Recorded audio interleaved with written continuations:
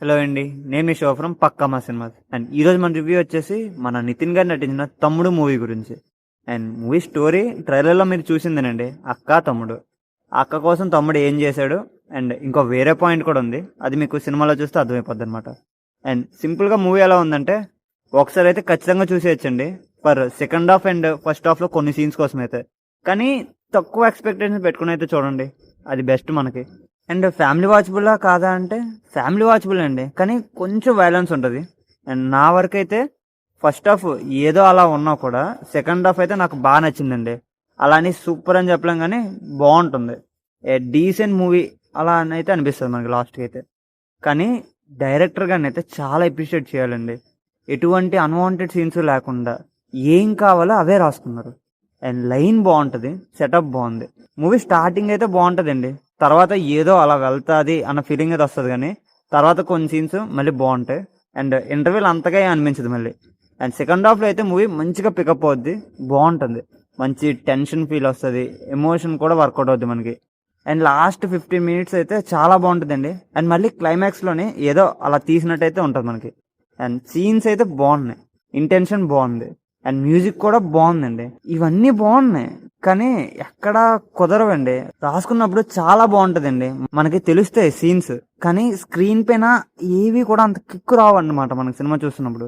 And second 15 మినిట్స్లోని scenes అన్నీ బాగుంటాయి, climax అవన్నీ ఇంకా బాగా తీసుంటే బాగుండేది. అండ్ ఫస్ట్ హాఫ్ కూడా ఇంకొంచెం ఎంగేజ్ చేసి ఉన్నా కూడా మంచి సినిమా అయ్యేదండి ఇదైతే.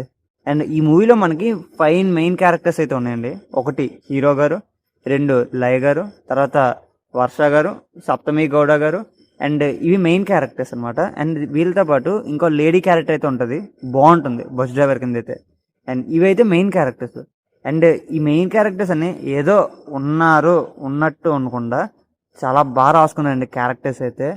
వాళ్ళకి మంచి క్యారెక్టర్స్ అయితే పడ్డాయి, మంచి సీన్స్ అయితే పడ్డాయి అని అయితే చెప్తాను, బాగున్నాయి. అండ్ ప్రతి క్యారెక్టర్ కూడా ఇంపార్టెన్స్ అయితే ఉంటుంది సినిమాలోనైతే. అండ్ సప్తమి గౌడ గారి క్యారెక్టర్ అయితే నాకైతే చాలా బాగా అనిపించింది. అండ్ ఈ మూవీ నాకు నచ్చడంలోని ఈమె కూడా ఒక one of the main point అనమాట. ఇన్ని మంచి పాయింట్స్ ఉన్నా కూడా సరిగ్గా సెట్ అవ్వలేదండి, మనల్ని ఎంగేజ్ అయితే చేయలేకపోయారు అనమాట. మొత్తం మూవీలోని మనకి 1 అవర్ అలా ఎంగేజింగ్గా స్ట్రాంగ్గా ఉంటుంది. అండ్ తర్వాత అంతా రొటీన్గా ఉంటాయండి. సో ఎక్కడా కూడా మనకి వర్కౌట్ అయితే అవ్వలేదు మనకి. బట్ బాగున్నాయి రాసుకున్న రైటింగ్ అవన్నీ అయితే. బట్ డెఫినెట్లీ నితిన్ గారి స్టోరీ సెలెక్షన్ అయితే చాలా బాగుందండి. ఇలాంటి సినిమాలు ఇంకా తీయాలని అయితే నేనైతే కోరుకుంటున్నాను. అండ్ ఎల్లమ్మ మూవీ తోటి మంచి కంబ్యాక్ అవ్వాలని అయితే హార్ట్ఫుల్గా కోరుకుంటున్నానండి. అండ్ చూద్దాం.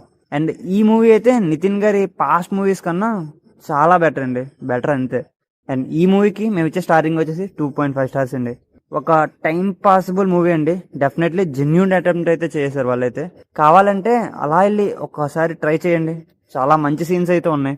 And that's the review guys, thank you for watching.